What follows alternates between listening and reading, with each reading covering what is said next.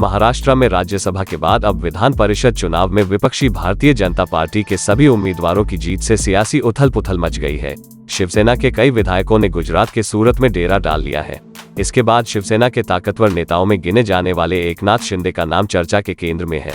तो हम आपको एकनाथ शिंदे के बारे में ही बताने जा रहे हैं कि उन्होंने कैसे ऑटो ड्राइवर से मंत्री तक का सफर तय किया और अब क्यों वे अपनी ही पार्टी के खिलाफ खड़े हो गए हैं। इसके साथ ही हम आपको ये भी बताएंगे कि इसका असर महाराष्ट्र की सरकार पर क्या हो सकता है। तो आपको ये रिपोर्ट पसंद आए तो इसे लाइक और हमारा चैनल सब्सक्राइब करना बिल्कुल न भूलें। महाराष्ट्र की सियासत में ऑटो ड्राइवर से अपनी जिंदगी शुरू करने वाले एकनाथ शिंदे ने 80 के दशक में राजनीतिक पारी का आगाज शिवसेना के साथ किया था। वे शिवसेना में एक कार्यकर्ता के तौर पर जुड़े और तेजी से सियासी बुलंदियां छूते चले गए। निगम पार्षद से विधायक और मंत्री तक का सफर उन्होंने तय किया, लेकिन मुख्यमंत्री बनने के उनके अरमानों पर उस समय पानी फिर गया जब उद्धव ठाकरे ने अपना नाम सामने कर दिया।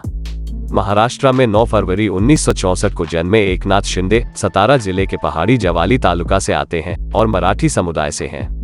एकनाथ शिंदे ने 11वीं कक्षा तक ठाणे में ही पढ़ाई की और इसके बाद वागले एस्टेट इलाके में रहकर ऑटो रिक्शा चलाने लगे। ऑटो रिक्शा चलाते चलाते एकनाथ शिंदे 80 के दशक में शिवसेना से जुड़ गए और पार्टी के एक आम कार्यकर्ता के तौर पर अपना सियासी सफर शुरू किया है।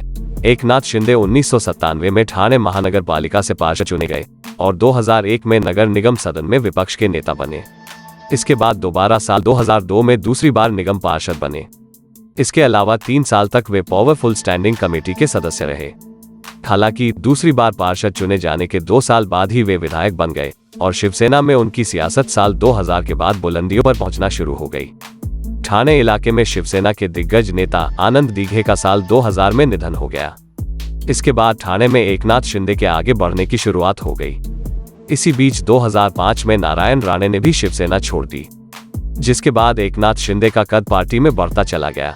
राज ठाकरे के शिवसेना छोड़ने के बाद एकनाथ शिंदे का ग्राफ शिवसेना में तो बढ़ा ही बढ़ा और ठाकरे परिवार के करीबी भी बन गए। उद्धव ठाकरे के साथ एकनाथ मजबूती से खड़े रहे। एकनाथ शिंदे ठाणे की कोपरी पंचपखाड़ी सीट से साल 2004 में पहली बार विधायक निर्वाचित हुए थे।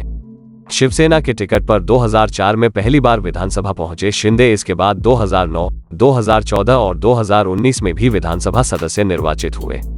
इतना ही नहीं, एकनाथ शिंदे के बेटे श्रीकांत शिंदे भी शिवसेना के टिकट पर कल्याण लोकसभा सीट से सांसद हैं। इस तरह से एकनाथ शिंदे ने नगर पालिका के पार्षद से विधायक और मंत्री तक का सफर तय किया। दिलचस्प बात यह है कि देवेंद्र फडणवीस सरकार में एकनाथ शिंदे शिवसेना के सबसे ताकतवर मंत्री हुआ करते थे, लेकिन उद्धव ठाकरे सरकार के दौरान वह धीरे धीरे साइडलाइन होते जा रहे थे। उद्धव मंत्रिमंडल में ताकतवर मंत्री होते हुए भी एकनाथ शिंदे की मुख्यमंत्री न बन पाने को लेकर उपजी नाराजगी बढ़ती चली गई। पिछले कुछ महीने से उनके विभाग से जुड़े फैसलों से उन्हें दूर रखा जा रहा था।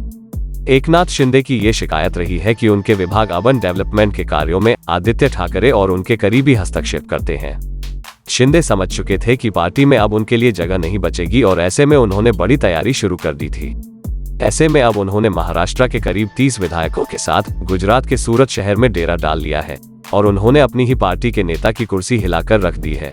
तो अब आप क्या कहेंगे एकनाथ शिंदे के बारे में? क्या वे उद्धव सरकार को उखाड़ने में कामयाब होंगे या फिर उनका ये मंसूबा फेल हो जाएगा? कमेंट कर अपनी राय जरूर रखें।